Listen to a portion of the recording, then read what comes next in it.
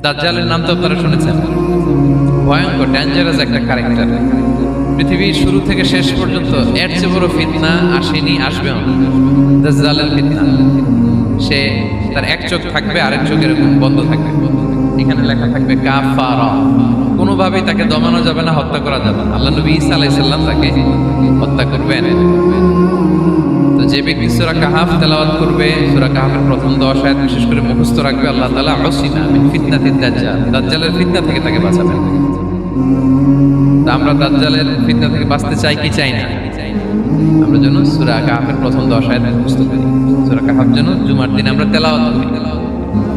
So now the question arises, what is the relationship of Suratul Kahf with Dajjal? দাজ্জালের সাথে সূরা কাহাফের রিলেশনটার কারণ কি? একটা মেকানিজম তো এখানে আছে। এত সূরা থাকতে রাসূল সাল্লাল্লাহু আলাইহি ওয়াসাল্লাম কেন বলেন যে সূরা কাহাফ পড়লে দাজ্জালের ফিতনা থেকে বাঁচবে? কারণটা কি? এর কারণ হচ্ছে দাজ্জাল আমাদেরকে যে সমস্ত জিনিস দিয়ে ফিতনায় ফেলবে, ওই ফিতনাগুলোর সলিউশন আল্লাহ তাআলা সূরা কাহাফের ভিতরে রেখে দিয়েছেন। দাজ্জাল 4টা জিনিস দিয়ে আমাদেরকে ফিতনায় ফেলবে। ট্রায়াল অফ ফেইথ, এক নম্বর। ঈমানের পরীক্ষা সে আমাদেরকে ফেলবে, আমাদের বিশ্বাস নিয়ে ছিনিমিনি খেলবে সে। এটার সলিউশন আছে সূরা কাহাফ, আমি বলবো আস্তে আস্তে। 2 নম্বরে দাজ্জাল আমাদেরকে ফিতনায় ফেলবে দ্য ট্রায়াল অফ ওয়েলথ, সম্পদ দিয়ে সে আমাদেরকে ফিতনায় ফেলবে। 3 নম্বর দ্য ট্রায়াল অফ নলেজ, জ্ঞান দিয়ে সে আমাদেরকে ফিতনায় ফেলবে। 4 নম্বর দ্য ট্রায়াল অফ পাওয়ার, ক্ষমতা দিয়ে সে আমাদেরকে ফিতনায় ফেলবে। দাজ্জাল 4টা জিনিস দিয়ে আমাদেরকে পরীক্ষায় ফেলবে। কয়টা? এক হচ্ছে ইমানি পরীক্ষা, 2 হচ্ছে সম্পদ দিয়ে পরীক্ষা, 3 হচ্ছে জ্ঞান দিয়ে পরীক্ষা, 4 হচ্ছে ক্ষমতা দিয়ে পরীক্ষা। সে ইমানের পরীক্ষায় আমাদেরকে ফেলবে। সে এসে বলবে আমি তোমার রব, এবং এটা প্রমাণ করার জন্য যা যা দরকার আল্লাহ তাআলা তাকে সব দিবেন, সে সব করতে পারবে। সে বলবে আমি তোমার রব। যদি বিশ্বাস না হয়, তোমার বাবাকে যদি জীবিত করে বিশ্বাস করবে? অনেকে বলবে হ্যাঁ আমার আব্বাকে জীবিত করে দেখান। তার বাবাকে ঠিকই সে জীবিত করে ফেলবে। আসলে শয়তান তার বাবার সূরত নিয়ে সামনে দাঁড়াবে। আরে তাই তো, এটাই তো আমার বাবা, এটাই তো আমার দাদা। মানুষ ফিতনায় পড়ে যাবে, ইমানের ফিতনায়। সে ভাববে আসলে এটাই বোধহয় আমার রব, এবং তাকে এত ক্ষমতা দেয়া হবে, তার ডান দিকে থাকবে জান্নাত, বাঁ দিকে জাহান্নাম। তার কাছে আল্লাহ এটা দিবে। যে তার কথা শুনবে তাকে সে জান্নাতে ঢুকাবে, কিন্তু জান্নাতে ঢুকে সে জাহান্নামের শাস্তি ভোগ করবে। এটা তার বাইরের মানুষ বুঝবে না, অ্যাপারেন্টলি এটা জান্নাত। আর যে তাকে মানবে না তাকে সে জাহান্নামে ফেলবে, কিন্তু জাহান্নামে ঢুকলেও সে জান্নাতের নাজ নেবে। তাহলে এই যে ইমানের ফিতনায় সে ফেলে দেবে আমাদেরকে। তো ইমান কি করে বাঁচাবো, এটা সলিউশন আমি শোনাবো। 2 নম্বরে সে আমাদেরকে সম্পদ দিয়ে ফিতনায় ফেলবে। যার যা লাগবে সে তাই দিতে পারবে, যা লাগবে। সে যদি আকাশকে বলে আকাশ বৃষ্টি দাও, যাকে তারা মানবে ওই এলাকায় বৃষ্টি হবে, সুজলা সুফলা শস্য শ্যামলা হবে, সে সমস্ত এলাকা ফল মূলে ভর্তি হবে, বরকত আর বরকত। আর যে এলাকার লোকেরা, জনপদের লোকেরা তাকে মানবে না, সে বলবে ওখানে বৃষ্টি হবে না, হবেও না। ওখানে খরা, দুর্ভিক্ষ, মাটি ফেটে চলছে, মানুষ না খেয়ে মরবে, মহামারী, দুর্ভিক্ষ দেখা দেবে। তখন বিশ্ববাসী মনে করবে এটাই বোধহয় আমাদের রব। তার মানে সম্পদ দিয়ে ফিতনায় ফেলবে। 3 নম্বর হচ্ছে নলেজ, তার জ্ঞানের কাছে গোটা বিশ্ব হার মানবে। পূর্বের পরের যত জ্ঞান আছে সব আল্লাহ তাকে দিবে। ইলমুল আউয়ালিন ওয়াল আখিরিন, এমন কোনো প্রশ্ন নেই যেটা দিয়ে তাকে আটকানো যায়। যাই জিজ্ঞেস করবেন সব জানতা, সব বলে দেয়। ভবিষ্যৎবাণী বলে দিবে, বলবে আগামীকাল ওইখানে অমুক দেশে বোমা বিস্ফোরণ হবে, ওখানে দুর্ভিক্ষ হবে, হবে ভূমিকম্প হবে, হবে। সে যা বলবে তাই হবে। তার জ্ঞানের এই বহর দেখে মানুষ ফিতনায় পড়ে যাবে। 4 নম্বর হচ্ছে দ্য ট্রায়াল অফ পাওয়ার, ক্ষমতা। তার ক্ষমতার সামনে সব কিছু একেবারে ছিন্ন বিচ্ছিন্ন হয়ে যাবে, এত ক্ষমতা হবে তার। সে যেমনটি বলবে তেমনটি করতে হবে। বাতাসের চেয়ে দ্রুত বেগে সে এক দেশ থেকে আরেক দেশে চলে যাবে। তো তার এই সমস্ত অলৌকিক ক্ষমতা দেখে মানুষ ফিতনায় পড়ে যাবে। এবং এই ফিতনা, এই পরীক্ষার মুহূর্তগুলোতে মানুষ কিভাবে নিজেকে ধরে রাখবে তার সলিউশন আল্লাহ তাআলা সূরা কাহফে দিয়েছেন। এই 4টা ফিতনা থেকে বাঁচার জন্য আল্লাহ সূরা কাহফে 4টা ঘটনা উল্লেখ করেছেন। কয়টা? 1 নম্বর হচ্ছে আসহাবে কাহফ, যুবকদের ঘটনা, 7 জন যুবকদের ঘটনা। ইমান কি করে বাঁচাবেন, সলিউশন। সম্পদের ফিতনা থেকে কিভাবে নিজেকে বাঁচাবেন, এজন্য একজন বাগানওয়ালার ঘটনা আল্লাহ শেখান। জ্ঞানের ফিতনা থেকে কি করে বাঁচবেন, এজন্য আল্লাহ তাআলা মুসা আলাইহিস সালাম এবং খিজির আলাইহিস সালামের ঘটনা সেখানে উল্লেখ করেছেন। আর ক্ষমতার ফিতনা থেকে কি করে বাঁচবেন এটা বোঝানোর জন্য আল্লাহ তাআলা যুলকারনাইনের ঘটনা উল্লেখ করেছেন। চারটা ফিতনা থেকে বাঁচার জন্য কয়টা ঘটনা? চারটা ঘটনা। আমরা তাহলে একটা একটা করে ঘটনা শুনি, আমরা একটু উদ্ধার করার চেষ্টা করি যে কি কি সলিউশন আল্লাহ তাআলা আমাদের বাতলা দিলেন। এক নম্বর হচ্ছে আসহাবে কাহফের ঘটনা। এটা 250 খ্রিস্টাব্দের সময়কালে রোমান সাম্রাজ্যের একজন বাদশা ছিল, নাম দাকিয়ানুস। প্রতাপশালী বাদশা, পৌত্তলিক, মূর্তির পূজা করে। ঈসা আলাইহিস সালাম বিদায় নিয়েছেন 200-250 বছর হলো। তো সব নবীর ধর্মই কিন্তু ইসলাম, যদিও আমরা নাসারা বলি, ইহুদি বলি, সব নবীদের ধর্মই কি ইসলাম। তিনি ছিলেন পৌত্তলিক, মূর্তির পূজা করত। আর তার এলাকায় কেউ যদি ঈসা আলাইহিস সালামের নাম নিত, আখিরাতে বিশ্বাস করতো, আল্লাহ বিশ্বাস করতো, তাদেরকে তারা পাথর মেরে হত্যা করত। এজন্য ভয়ে কেউ ঈসাই ধর্মে ঈমান আনতো না, মানে ইসলামে ঈমান আনতো না। এই রাজার ভয়ে সবাই মূর্তির পূজা করত। কিন্তু 7 জন যুবক ছিল, তারা স্রোতে গা ভাসিয়ে দেয়নি। স্রোতের বিপরীতে তারা ঈমান নিয়ে দাঁড়িয়েছে। তারা ঈসা আলাইহিস সালামের রেখে যাওয়া সত্য ধর্মের উপর ঈমান এনেছে, আখিরাতে তারা বিশ্বাস করে। এই 7 জন যুবকের কথা ছড়াতে ছড়াতে রাজা দাকিয়ানুসের কাছে চলে যায়। উনি তো রেগে মেগে ডেকে পাঠালো 7 জনকে। তাদেরকে জিজ্ঞেস করলো, তোমরা কাকে মানো? বলতেছে এক আল্লাহকে মানি। সাহসী, খুবই সাহসী। বলতেছে তুমি কি জানো তোমরা কার সামনে কথা বলতেছো? আমি তোমাদের মৃত্যুদণ্ড দিতে পারি। তারা বলে দেন, কিন্তু আমরা সব বিসর্জন দিলেও ঈমান বিসর্জন দিতে পারবো না। উনি বললেন, তোমরা যুবক মানুষ, রক্ত গরম, আবেগে কথা বলতেছো, 3 দিন সময় দিলাম, যাও। ঈসার নাম ভুলে যাও, আখিরাত ভুলে যাও, আল্লাহর নাম ভুলে যাও। 3 দিন পরে তোমাদেরকে আবার ইন্টারভিউ নেবে। ওই দিন যদি একই কথা বলো, পাথর মেরে 7 জনকে দুনিয়া থেকে উড়িয়ে দেবে। তারা চলে গেল। এবার 7 বন্ধু মিলে পরামর্শ করতে লাগলো, কি করতে পারি আমরা, এই গুণে ধরা সমাজকে আমরা কিভাবে বাঁচাবো, এই পৌত্তলিকতার ছোবল থেকে এই ইফসিস নগরীকে বাঁচাবো কি করে। নগরীটার নাম ছিল ইফসিস নগরী। বর্তমানে এটা তুরস্কের ইজমির শহরে অবস্থিত। এখনো জায়গাটা প্রত্নতাত্ত্বিকদের ইয়েতে এটা সংরক্ষিত, এখনো টুরিস্টরা যায়। তো তারা বললো, আমরা ঈমান বিসর্জন দিব না, যদি আমরা ওদের কথা মেনে নিই আমরা তো মুশরিক হয়ে গেলাম। চলো আমরা এক কাজ করি, আমরা এলাকা ছেড়ে দিই। এই 7 যুবক আল্লাহর উপর ভরসা করে তারা বাড়ি ঘর আত্মীয় স্বজন সব ছেড়ে দিয়ে, লোকালয় ছেড়ে দূরে একটা পাহাড়ের ভেতরে আশ্রয় নিল। পাহাড়ের ভেতরে একটা গুহা ছিল। এই গুহা কি আরবিতে বলে আল কাহাফ। কি বলে? এই সূরার নাম কি? সূরাতুল কাহাফ। তো তাদের সাথে সাথে একটা কুকুরও যাচ্ছে।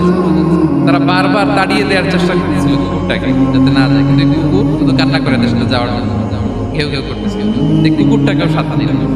ভালো মানুষদের সাথে থাকলে কি হয় দেখেন, এই কুকুরের কথা, যেহেতু 7 জন ইমানদারের সাথে একটা কুকুর ছিল, এই কুকুরের কথা আল্লাহ সূরাতুল কাহাফে উল্লেখ করে দিয়েছে। কালবুহুম বাসিতুন যিরাআইহি বিল ওয়াসি। তো তারা ভিতরে গেল, যে প্রচন্ড ক্লান্ত, তারা ঘুমিয়ে পড়ল। কি করলো? এই এক ঘুমে আল্লাহ 309 বছর কাটাই দিলেন। কয়শো 9 বছর? 9 বছর। ঘুম, সব ঘুম, প্রচন্ড ঘুম, ঘুম যেন আর কাটে না। 309 বছর পরে এরা জাগে। এখন খুব ক্ষুধা, ঘুমে আর মন ভাঙতেছে। আর একজন জিজ্ঞেস করছে, কি লম্বা সময় ঘুম দিলাম কোথায় আমরা? একজন বলতেছে, হ্যাঁ মনে সারাদিনই ঘুমাইছি আমরা। আরেকজন বলতেছে, না না সারাদিন না, দিনের কিছু অংশ হয়তো ঘুমাইছি। আসলে কয় বছর ঘুমাইছে? 309 বছর। এদিকে সভ্যতার তো চেঞ্জ। এখানে ওই দাকিয়ানুস মরে, এর ছেলে মরে, এর নাতি মরে, পুতি মরে, এখন 6ষ্ঠ নম্বর রাজা আসছে। প্রজন্মের পর প্রজন্ম তো শেষ। 309 বছরে কমপক্ষে 4-5টা জেনারেশন চেঞ্জ হবে।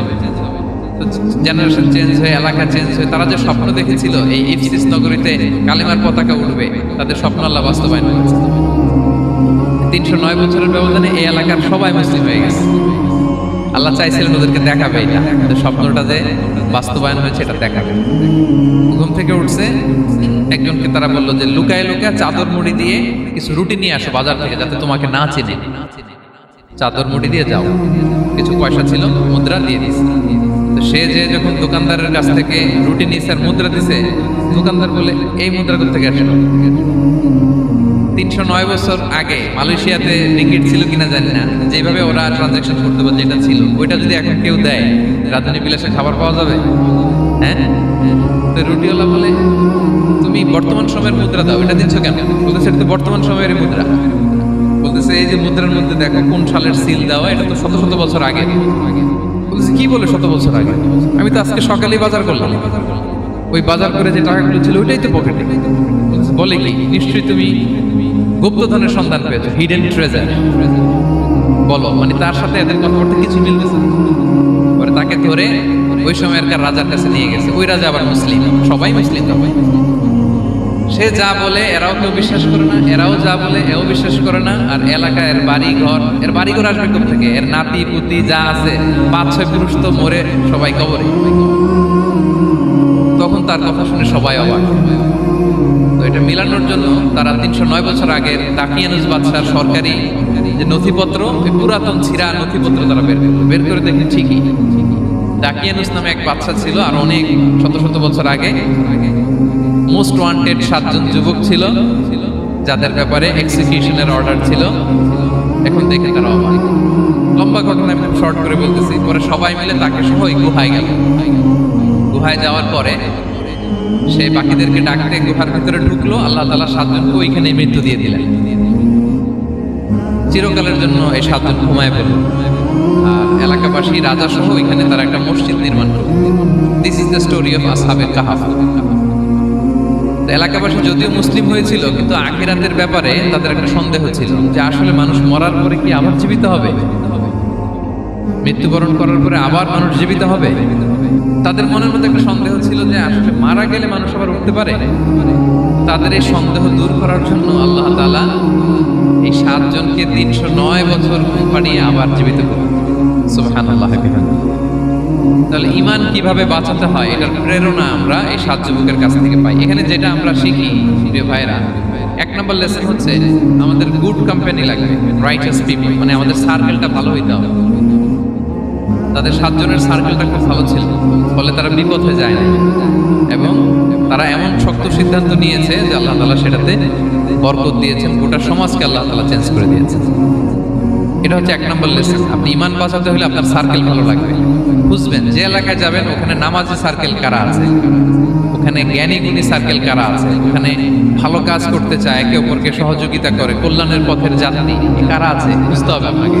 বুঝে ওই সার্কেলে আপনি যুক্ত হবে, তাইলে ঈমান বাঁচানো যাবে। ক্লিয়ার? 2 নাম্বার হচ্ছে conflict between believers and disbelievers it's universal. সত্য মিথ্যার লড়াই এটা চিরন্তন, আজীবন থাকবে। এটা ওনাদেরও ছিল, এখনো আমাদের লড়াই করে যেতে হচ্ছে, আমাদের ভবিষ্যৎ প্রজন্ম করবে। এই লড়াইটা আমরা করে যেতে চাই। কি বলেন? হ্যাঁ, থামা যাবে না? আমরা থামতে আসিনি, আমরা এই লড়াইটা করে যাব।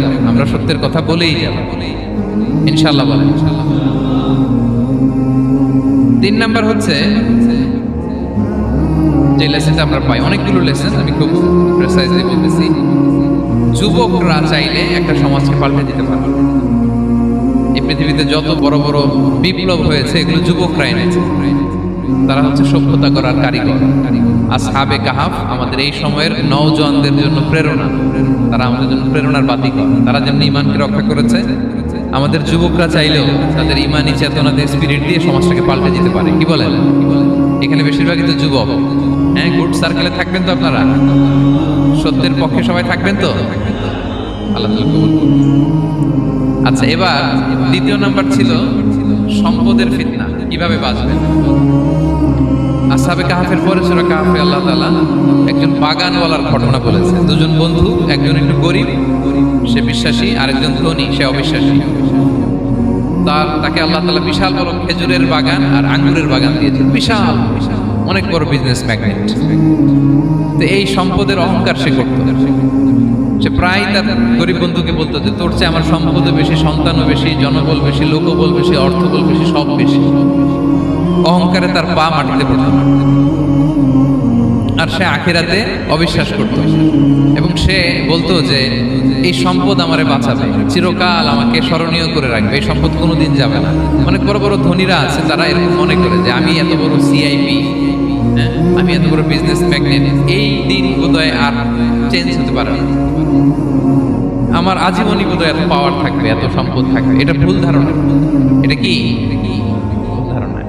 এই যে তুরস্কে দুর্ভিক্ষ হইল না, আপনারা দেখছেন না যে অনেক সম্পদের মালিক বাড়ি ঘর ভেঙে রাস্তার ফকির, এখন ওই যে রিফিউজিদের জন্য যে খাবার আসছে ওখানে লাইনে দাঁড়াইছে, কারণ এখন লাইনে না দাঁড়ালে খাবারও তো মিলবে না। 1000 কোটি টাকার মালিক ছিল, ভেঙে চুরে সব শেষ। এখন রিলিফের নেওয়ার জন্য দুস্থদের কাতারে ওখানে দাঁড়াইছে, কারণ দাঁড়াইলে কিছু খাবার পাওয়া যাবে, খিচুড়ি পাওয়া যাবে, তা না হলে তো খাবারটাও মিলবে না। এই যে বঙ্গবাজারে আগুন লাগলো আমাদের বাংলাদেশে, 20টা-25টা দোকান ছিল অনেকের যাদের অন্যান্য বিজনেস আছে তারা হয়তো সার্ভাইভ করতে পারতেছে, কিন্তু এমন অনেক ব্যবসায়ী ছিল সব শেষ, জ্বলে পুড়ে তার টাকা পয়সা পুঁজি স্বপ্ন সব শেষ। তো ধনীকে গরিব বানাতে আল্লাহর 1 সেকেন্ডও লাগে না। ওই বিশাল প্রাসাদ থেকে টেনে ভাঙ্গা থালা হাতে দিয়ে রাস্তায় নামাইতে আল্লাহ কয় সেকেন্ড লাগে বলেন তো? 1 সেকেন্ডও লাগে না। সো এই লেসনটা কিন্তু আমাদের নিতে হবে। এবং ওই ব্যক্তির নসিবে তাই ঘটেছিল, সে যখন অহংকার করতেছিল আল্লাহ তাআলা আকাশ থেকে হুসবান একটা আগুন পাঠালেন, ওই আগুন এসে তার আঙ্গুরের বাগান, তার খেজুরের বাগান, বিশাল মাইলকে মাইল এই বাগান জ্বালিয়ে পুরো মুহূর্তের মধ্যে সারখার করে, এবং মুহূর্তের মধ্যে সে পথের ভিখারি, ফকির। এই ঘটনাটা এনে আল্লাহ তাআলা সম্পদশালীদেরকে রিমাইন্ডার দিলেন যে এই সম্পদের ফিতনায় তোমরা পড়ে যেও না। আমরা সম্পদশালী হলে বাস্তবতা অনেক সময় ভুলে যাই। সূরাতুল হুমাযাতে আল্লাহ তাআলা বলেন ইয়াহসাবু আন্না মালাহু আখলাদা, সম্পদশালীরা মনে করে এই সম্পদ আমাকে চিরকাল বাঁচিয়ে রাখবে, চিরকাল বোধহয় এই সম্পদ আমার হাতে থাকবে। না, এটা হাতের ময়লা, আজ আছে কাল নাই, যে কোনো সময় চলে যেতে পারে। এটা হচ্ছে ম্যাটেরিয়ালিস্টিক আউটলুক, বস্তুবাদী চিন্তা থেকে এই আমাদের ধনী ভাইদের এই সমস্যাটা হয়, ভোগবাদী চিন্তার প্রভাব আর কি। সম্পদ যখন হাতে থাকে ধরাকে সরাজ্ঞান করে, মনে করে যে সবই আমার কন্ট্রোলে। না, আপনারে ওই গরিবের কাতারে আনতে, ওই রিলিফের সম্পদ নেয়ার জন্য ওই লাইনে দাঁড় করাইতে আল্লাহর 1 সেকেন্ডও লাগে না। এটা খেয়াল রাখতে হবে। আমরা যখন প্রাইভেট কারে চড়ি মাঝে মাঝে অনেকে এসে হাত পাতে, এদেরকে ছোট করা যাবে না। গল্পটা আল্লাহ ভিন্ন করতে আল্লাহর 1 সেকেন্ডও লাগে না। ওইদিকে আমি দাঁড়ায় হাত পাততাম আর উনি প্রাইভেট কারে বসে থাকতো। আল্লাহ চাইলে এরকম করতে পারতেন না? পারতেন। তো এখান থেকে আমাদের জন্য শিক্ষা হচ্ছে সম্পদ এটা ক্ষণস্থায়ী, আজ আছে কাল নাই, এটা ক্ষণস্থায়ী, এটাকে এভারলাস্টিং মনে করা যাবে না। এভারলাস্টিং হচ্ছে আখিরাত। ওয়ালাল আখিরাতু খায়রুল লাকা মিনাল উলা, আখিরাত তোমার জন্য দুনিয়ার চেয়ে শ্রেষ্ঠ। এবং আল্লাহ তাআলা দৃষ্টান্ত একটা দিয়েছেন যে দুনিয়ার জীবনটা হচ্ছে কামা, ওই পানির মতো, যেটা আনসালনাহু মিনাস সামা, আকাশ থেকে নাজিল করেছি। ওই পানি ক্ষেতের মধ্যে পড়ে ফসল, ফুল ফসল হয়েছে, এরপরে যখন ফসল কাটা হয় ওই ক্ষেত খামার এগুলো তৃণলতা হয়ে যায়, ভুসির মতো হয়ে যায়, তখন বাতাসের ছাপটায় একবার এদিকে যায় একবার ওদিকে যায়। অনেক লম্বা উপমা, আমি সংক্ষেপে বললাম। তো শেষ আউটপুটটা হচ্ছে এটা, সম্পদ এটা মুহূর্তেই চলে যেতে পারে। সম্পদ উপার্জন জায়েজ আছে, মুসলিমরা সম্পদ উপার্জন করতে পারবে, কোনো অসুবিধা নাই। আপনি যদি ধনী হন এটা ভালো, ফলে আপনি যাকাত দিতে পারবেন, অসহায় দুস্থদের সহায়তা করতে পারবেন, কন্ট্রিবিউট করতে পারবেন। আপনি সম্পদ হাতের মুঠোয় নেবেন, কন্ট্রোল করবেন, কিন্তু এই দিকে স্থান দেবেন না, দ্যাটস ইট, তাহলেই হবে। আমরা সম্পদ কি করতে পারবো? উপার্জন করতে পারবো, কিন্তু হৃদয়ে স্থান দিতে পারবো না। হৃদয়ে স্থান থাকবে আখিরাতে। এই মাইন্ডসেট যদি আপনি গড়ে তোলেন তাহলে সম্পদের ফিতনা আপনি কখনো করবেন না। এই পয়েন্টটা কি ক্লিয়ার সবার? 3 নাম্বার ফিতনা ছিল কিসের ফিতনা দেখি কে বলতে পারে? প্রথমটা হচ্ছে বিশ্বাস বা ঈমানের ফিতনা, 2 নাম্বার হচ্ছে সম্পদের ফিতনা, 3 নাম্বার জ্ঞানের ফিতনা। জ্ঞানেরও কিন্তু ইলমেরও একটা গরম আছে, যার ইলম আছে তার মধ্যে এই সমস্যাটা কাজ করে। সেটার জন্য আল্লাহ তাআলা মুসা আলাইহিস সালাম, খিজির আলাইহিস সালামের ঘটনা বলেন। আমি খুব সংক্ষেপে বলবো, সময় কম। মুসা আলাইহিস সালাম হচ্ছে বনি ইসরাইলের নবী, আর খিজির আলাইহিস সালাম কেউ বলেছেন নবী, কেউ বলেছেন আল্লাহর ওলি। আসলে আরবিতে ওনার নাম খদির, আমরা বাংলায় বলি খিজির। খদির মানে সবুজ। উনি যে কোনো জায়গায় বসলে ওখানে মরা গাছ, লতা পাতা এগুলো সবুজ হয়ে যেত। অনুর্বর এলাকার উপর দিয়ে হেঁটে গেলে ওটা উর্বর হয়ে যেত। তো মুসা আলাইহিস সালাম একবার ওয়াজ করতেছেন এইভাবে বনি ইসরাইলের সামনে, খুতবা দিচ্ছেন। হঠাৎ এক লোক দাঁড়ায় বলে, ইয়া নবী আল্লাহ, মান আ'লামু ফিল আরদ, বর্তমান পৃথিবীতে সবচেয়ে জ্ঞানী কে? মুসা আলাইহিস সালাম বললেন, ফাকালা আনা, আমি। কি বললেন? উনি আসলে ভুল কিছু বলেন নাই, কারণ প্রত্যেক জামানার নবীকেই আল্লাহ তাআলা সবচেয়ে বেশি জ্ঞান দিয়ে পাঠান, কারণ তার কাছে ওহীর জ্ঞান আসে, অদৃশ্যের খবর আসে, ইলমুল গায়ব আসে। কিন্তু এই উত্তরটা আল্লাহ তাআলার পছন্দ হয়নি। আল্লাহ তাআলা চাচ্ছিলেন মুসা যদি বলতো আল্লাহ তাআলাই জানে কি জ্ঞানী, বা আল্লাহই সবচেয়ে জ্ঞানী, এরকম হলে ভালো হতো। কিন্তু মুসা আলাইহিস সালাম কি বলছে? আমি। এখন প্রশ্ন করলো, সবচেয়ে বড় জ্ঞানী কে? উনি কি বললেন? আমি। এই যে আমি আমি, এটাতে ঝামেলা আছে। আমি বড়, আমি জানি, আমি সব, দিস ইজ প্রবলেমেটিক। আল্লাহ এটা পছন্দ করলেন না। আল্লাহ তাআলা মুসা আলাইহিস সালামকে বললেন, মুসা তুমি যে বলছো তুমি জ্ঞানী, না তুমি জ্ঞানী না, তোমার চেয়ে বড় জ্ঞানী আছে। মুসা আলাইহিস সালাম বললেন, তাই নাকি? আমার চেয়ে বড় জ্ঞানী কে? তো আল্লাহ তাআলা বললেন, ইযহাব ইলা মাজমা'ইল বাহরাইন, দুই সাগর বা দুই নদীর মিলনস্থলে যাও, ওখানে আমার এক বান্দা আছে তোমার চেয়েও জ্ঞানী। মুসা আলাইহিস সালাম বললেন, তাই নাকি? তো আল্লাহ, আমি কিভাবে চিনি উনি কোথায় থাকে, কিভাবে বুঝবো? আল্লাহ বললেন, একটা বড় মাছ নাও, এটাকে ফ্রাই করো, এটাকে ফ্রাই করে একটা ঝুড়ির ভেতরে নাও, যেখানে এই মাছটা সাগরে ঢুকে যাবে ওখানে আমার বান্দাকে পাবে। তো উনি ওনার সহযোগী ইউশা ইবনে নুনকে নিয়ে হাঁটতে লাগলেন। হাঁটতে হাঁটতে এক জায়গায় ক্লান্ত হয়ে পাথরের পাশে বিশ্রাম নিলেন। ওই পাথর থেকে আবার এক ধরনের পানি বের হয়, এই পানিটারে বলে আবে হায়াতের পানি, মা উল হায়াত, জীবন নদীর পানি। এই পানি কোনো মৃত প্রাণী বা বস্তুর গায়ে লাগলে ওটা জীবিত হয়ে যায়। তো ওনারা পাথরে হেলান দিয়ে বিশ্রাম নিচ্ছিলেন। ওই পানি ফ্রাই করা মাছের গায়ে লাগার সাথে সাথে মাছ জীবিত হয়ে ঝুড়ি থেকে বের হয়ে সাগরে ঢুকে গেছে। ওনারা আর খেয়াল করেন না। এরপর আবার হাঁটতে লাগলেন। হাঁটতে হাঁটতে যখন ক্লান্ত শ্রান্ত, তখন বলে, এই ইউশা, আমাদের ওই মাছ ফ্রাই মাছটা দাও, এখন খাই। ঝুড়ি খুলে দেখে মাছ নাই। মাছ গেল কোথায়? তখন ইউশা বলল, হয়তো আমরা যে পাথরের ওখানে বিশ্রাম নিয়েছিলাম ওখানে আমরা মিসিং, ওখানে হারাই ফেলছি। চলো চলো, আরে ওইদিকে তো যাইতে হবে আমাদের। উনি গেলেন, যে দেখে মাছ যে জীবিত হয়ে বালুর এদিকে নাড়াচাড়া করতে করতে সাগরে ঢুকে গেছে, ওখানে দাগ আছে। মুসা আলাইহিস সালাম ঢুকলেন সুরঙ্গ, ঢুকে দেখে চাদর গায়ে দিয়ে এক লোক শুয়ে আছে। সালাম দিলেন, আসসালামু আলাইকুম। ওই লোক চাদর আর সরায় না, ভিতর থেকে বলতেছে, ওয়ালাইকুম আসসালাম। তো চাদরের ভিতর থেকে উনি বলে, মান আন, তুমি কে? মুসা আলাইহিস সালাম বললেন, আনা মুসা, আমি মুসা। উনি বলেন, মুসা বনি ইসরাইল, বনি ইসরাইলের মুসা? বললেন, হ্যাঁ। কেন এসেছো? এবার চাদর খুললেন। বলতেছে, আপনার কাছ থেকে কিছু শিখতে আসছি। আল্লাহ বলছে, আপনি নাকি সবচেয়ে বড় জ্ঞানী। আমি ভুল করে বলে ফেলছিলাম আমি। আল্লাহ বলছেন যে আপনি নাকি জ্ঞানী। বলতেছে, না, তুমি আমার জ্ঞান নিতে পারবে না, ওই ধৈর্য শক্তি তোমার নাই। মুসা আলাইহিস সালাম বললেন যে, আপনি যে কোনো শর্তে আমাকে একটু রাখেন কয়েকদিন আপনার সাথে, আমি রাজি। বললেন, না, তুমি পারবে না। মুসা আলাইহিস সালাম জোর করতে লাগলেন। অবশেষে খিদির আলাইহিস সালাম রাজি হলেন। বললেন, শর্ত হচ্ছে আমি যাই করি আর না করি আমাকে কোনো প্রশ্ন করা যাবে না। মুসা আলাইহিস সালাম বললেন, ওকে। সফর শুরু হলো। সামনে নদী, এক লোক তাদের নৌকা দিয়ে নদী পার করাই দিল। নদী পারাপারের পর খিজির আলাইহিস সালাম লাঠি দিয়ে নৌকার তলাটা ছিদ্র করে দিলেন। মুসা আলাইহিস সালাম বললেন, ইন্না লিল্লাহি, এটা আপনি কি করলেন? ওরা আমাদেরকে নদী পার করে দিল, আর যে ভাড়াটা আসছিল এটাও নিল না, আমাদেরকে সম্মান দেখলো, আপনি নৌকা ছিদ্র করে দিলেন। খিজির আলাইহিস সালাম বলছে, এই যে আমি বলছিলাম না তুমি ধৈর্য ধারণ করতে পারবে না, যাও তোমার রাস্তায়, তুমি আমার রাস্তায়। মুসা আলাইহিস সালাম আবার ক্ষমা চান যে আপনি আমার ক্ষমা করেন, আমি তো ভুলে গেছি। আর প্রশ্ন করবেন। চলতে লাগলেন। হঠাৎ বাচ্চারা খেলতেছে, এক বাচ্চাকে ধরে হত্যা করলেন খিজির আলাইহিস সালাম। এবার তো মুসা আলাইহিস সালাম রেগে গেছে, আপনি করলেনটা কি? নিষ্পাপ ফুলের মতো শিশুকে হত্যা করলেন। খিজির আলাইহিস সালাম বলে, এই যে আমি জানতাম যে তুমি ধৈর্য ধারণ করতে পারবে, তোমার রাস্তা এক, আমার রাস্তা এক, যাও। এবার মুসা আলাইহিস সালাম করজোর করতেছে যে, this is the last chance, একটা ফাইনাল চান্স দেন, একটা সুযোগ দেন, আর আমি প্রশ্ন করব, এটাই লাস্ট। বললেন, ওকে, ঠিক আছে। হাঁটতে হাঁটতে এক ইহুদি বসতির সামনে যে হাজির, দুজনই খুব ক্ষুধার্ত, খাবার চাইলো, এরা আবার কৃপণ, খাবার দিল না। তো খিজির আলাইহিস সালাম বললেন, ঠিক আছে, খাবার যেতে দিচ্ছেন, আমরা চলে যাই। যাওয়ার পথে দেখতেছে এই এলাকার একটা দেয়াল ভেঙে পড়ে যাবে। উনি বললেন, মুসা চলো এটা ঠিক করে দিই।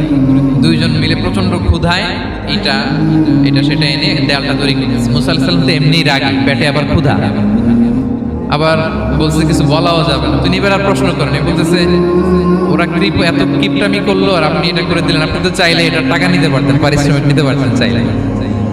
এই কথা বলার পর খিজির আলাইহিস সালাম বললেন, হাদা ফিরাকু বাইনি ওয়া বাইনি, এখানেই তোমার আর আমার সেপারেশন, আর সামনে আগানো যাবে না, তোমার কোনো ধৈর্যই নেই। তো এতটুকু তোমাকে আমি বলি যে আমি একটাও আল্লাহর আদেশ ছাড়া করি নাই, আল্লাহর আদেশে আমি করেছি। কি এক নম্বর হচ্ছে ওই যে আমাদের ভাড়া নিতে চাইলো না, আমাদেরকে পার করে দিল, নৌকাটা ছিদ্র করেছে কারণ এই এলাকায় একজন জালিম বাদশা আছে, সে নৌকা পেলেই গরিব মাঝিদের নৌকা সিজ করে নিয়ে যায়। তো এটাকে যখন তলায় ছিদ্র করে দিছি, এই রাজার লোকেরা এসে দেখবে যে এটা তলা ছিদ্র, তো পানি ঢুকতেছে, এটা নিবে না, ওরা পরে সামহাও এটা রিপেয়ার করে চালাইতে পারবে। মুসা আলাইহিস সালাম বলে সুবহানাল্লাহ, তাই তো, এটা তো আমি বুঝতে পারি নাই। আর ওই ছোট শিশুটাকে হত্যা করছি, ও অনেক বড় জালিম হবে এলাকা, তার ফিতনায় এলাকাবাসী তটস্থ থাকবে, সে তার মা বাবাকেও জাহান্নামে নেবে। এজন্য আল্লাহ তাআলা আদেশ দিয়েছেন আমাকে, আল্লাহর আদেশে আমি তাকে হত্যা করেছি। মুসা আলাইহিস সালাম বললেন তাই তো, এটা তো অনেক ভালো কাজ করছেন। তাহলে ওইটা বলেন, খাবারও দিল না, এত কৃপণ, এদের দেয়াল কেন ঠিক করতে গেলেন আপনি? তখন তিনি বললেন যে আসলে এটা একটা ইয়াতিমদের ঘর ছিল, দুইটা ইয়াতিম শিশু, তাদের বাবা মা খুব ভালো ছিল, আর এই দেয়ালের নিচে আছে গুপ্তধন, এই দেয়ালটা পড়ে যাবে, এই গুপ্তধন তারা ছোট মানুষ নিতে পারবে না, এলাকাবাসী তাদেরকে বঞ্চিত করে নিয়ে যাবে। আমি দেয়াল করে দিলাম যাতে করে তারা যখন প্রাপ্তবয়স্ক হয় নিজেদের সম্পদ নিজেরা বুঝে নিতে পারে। সুবহানাল্লাহ ওয়া বিহামদিহি। মুসা আলাইহিস সালাম বলে তাই তো, এগুলো তো আমি বুঝতে পারি নাই। তো এই ছিল খুব সংক্ষিপ্ত পরিসরে মুসা আলাইহিস সালাম খিজির আলাইহিস সালামের ঘটনা। তো রাসূল সাল্লাল্লাহু আলাইহি ওয়াসাল্লাম বুখারীতে একটা চমৎকার কথা বলেছেন, তিনি বলেছিলেন ওয়াদিদনা আন্না মুসা সাবার হাত্তা ইউকাসা আলাইনা মিন আমরিহি। রাসূল সাল্লাল্লাহু আলাইহি ওয়াসাল্লাম বলেছিলেন ইস, আমার ভাই মুসা যদি আরেকটু ধৈর্য ধরতো তাহলে আরো কিছু অজানা তথ্য আমরা জানতে পারতাম। এখান থেকে, এই ঘটনা থেকে আমরা কি শিখলাম? প্রথম যেটা আমরা শিখলাম, জ্ঞান নিয়ে বড়াই করতে, ঠিক কিনা? জানার কোনো শেষ নেই, জাননেওয়ালার উপরও জাননেওয়ালা আছে, জ্ঞানীর উপরও জ্ঞানী আছে। আপনি কিছু জেনেই মনে করবেন না আমি সব জানি, আপনার চাইতে বেশি জ্ঞানী অনেকে আছে। অনেক সময় বক্তার চাইতে শ্রোতারা অনেক জ্ঞানী। হয়তো এখানে এমন অনেক জ্ঞানী লোক আছে যার ধারে কাছেও আমরা কেউ নেই, হতে পারে। সো আমি সব জানি, এটা ভুল, এটা শয়তান বলে। এটা কে বলে? শয়তান বলে। আবু নাওয়াস একটা কবিতা লিখেছেন, ওয়াকুল্লি মান ইয়াদঈ ফিল ইলমি ফালসাফাতান হাবাসতা শাইআন ওয়া গাবাত আনকা আশিয়াউ। কেউ যদি বলে আমি সব জানি, তুমি তাকে বৃদ্ধাঙ্গুলি দেখিয়ে বলো আপনি কিছুই জানেন না, আপনি অল্প কিছু জেনেছেন, জানার এখনো অনেক বাকি। তাহলে মুসা আলাইহিস সালামের এই ঘটনা জিজ্ঞেস করা হলো কে জ্ঞানী, উনি বললেন আমি জ্ঞানী। এরকম কি আমরা কখনো বলবো? সবচাইতে বড় জ্ঞানী কে? ওয়া ফাওকা কুল্লি যী ইলমিন আলীম, সবচাইতে বড় জ্ঞানী আল্লাহ তাআলা। সো জ্ঞান নিয়ে আমরা অহংকার করব না। দুই নম্বর যে শিক্ষাটা আমরা পাই, ওই যে নৌকা দিয়ে পারাপার হচ্ছিল, তখন একটা চড়ুই পাখি এসে সাগরের মধ্যে মুখ দিয়েছে। তো খিজির আলাইহিস সালাম বললেন মুসা, তুমি কি চড়ুই পাখিটা দেখতে পাচ্ছ? হ্যাঁ দেখতে পাচ্ছি। চড়ুই পাখিটা যে সাগরে মুখ দিলে দেখতে পাচ্ছ? হ্যাঁ দেখতে পাচ্ছি। তখন খিজির আলাইহিস সালাম বললেন চড়ুই পাখিটা সাগরে মুখ দিয়ে পানি খাওয়ার পরে চড়ুই পাখির ঠোঁটে বা চঞ্চুতে যতটুকু পানি লেগে আছে, এই পানিটা হচ্ছে তোমার আমার এবং মহাবিশ্বের আমাদের সকলের জ্ঞান, আর এই মহাসাগরের সকল পানি হচ্ছে আল্লাহ তাআলার জ্ঞান। আল্লাহ তাআলা বলেছেন ওমা উতিতু মিনাল ইলমি ইল্লা কালিলা, আমি তোমাদেরকে একেবারে অল্প জ্ঞান দিয়েছি, একেবারে অল্প। এই রহস্যে ঘেরা এই মহাবিশ্বের অনেক কিছুই আমাদের অজানা। প্রিয় ভাইরা, আমরা অনেক কিছু জানি না, আমাদের এই লিমিটেড নলেজে এগুলো ধরে না, তারপর আমরা জ্ঞানের বড়াই করি। আপনারা উপমাটা বুঝতে পারছেন? একটা নৌকা থেকে চড়ুই পাখি ঠোঁট দিয়ে পানি খাচ্ছে, পানি খাওয়ার পরে স্বভাবতই চড়ুই পাখির ঠোঁটে একটু পানি তো লাগবে। খিজির বললেন যে এই পানিটা হচ্ছে তোমার আমার পৃথিবীর সবার জ্ঞান, আর এই সাগরের বাকি পানিগুলো কার জ্ঞান? এবার বুঝতে পারছেন আল্লাহ তাআলার জ্ঞানের পরিধি। আমরা জ্ঞান নিয়ে যেন কখনো কি না করি, বড়াই না করি। জ্ঞান দুই ধরনের, একটা বাহ্যিক জ্ঞান, একটা অন্তর্নিহিত জ্ঞান, এক্সটার্নাল নলেজ, ইন্টারনাল নলেজ। আমরা যখন কোরআন হাদিস পড়ি আমাদের বাহ্যিক জ্ঞান অর্জন হয়। কোরআন হাদিস পড়লেই আপনি জ্ঞানী হয়ে যান। এটা কোরআন হাদিস পড়তে হয়, এটা ডাইজেস্ট করতে হয়, এটার উপর আমল করতে হয়। এই জ্ঞান অর্জন শেষে এরপরে আল্লাহর প্রিয় বান্দাদেরকে আল্লাহ অন্তরে ইলমের নূর দেন, ইলহাম দেন। That is the knowledge, that is the pure knowledge. আপনি হাফেজে কোরআন হয়ে ভাবেন না আপনি সব জানেন, আপনি বুখারী মুখস্থ করে ভাবেন না সব জানেন। এই সব জ্ঞান অর্জন করার পরে ইলমের নূর হাসিল হয়, সেটা আল্লাহ সবারে দেয় না। সো এই অন্তর্নিহিত জ্ঞান, দূরদৃষ্টি, farsightedness, that is the pure knowledge. এটার জন্য বছরের পর বছর, যুগের পর যুগ সাধনা করতে হয়। সেটার জন্য এই জ্ঞান অর্জনের জন্য তিনটা জিনিস করতে হয় ইলমের নূর অর্জনের জন্য। কয়টা? এক হচ্ছে বিনয়, দুই হচ্ছে সফর, তিন হচ্ছে সবর। আবার বলি, এক হচ্ছে বিনয়, দুই হচ্ছে সফর, তিন হচ্ছে সবর। আল্লাহ তাআলা আল্লাহর নবীকে তাওরাত দেওয়ার পরেও আরো ট্রেনিং সেশন করাইছেন খিজির আলাইহিস সালামের কাছে। যে যাও, ওনার কাছে গেলে তুমি ছোট হবা, নত হবা। জ্ঞান যদি আমি নিতে চাই, আমাকে ছোট হইতে হবে। ধরেন একটা গ্লাস থেকে একটা খালি গ্লাসে পানি ঢালবো, তো যেটাতে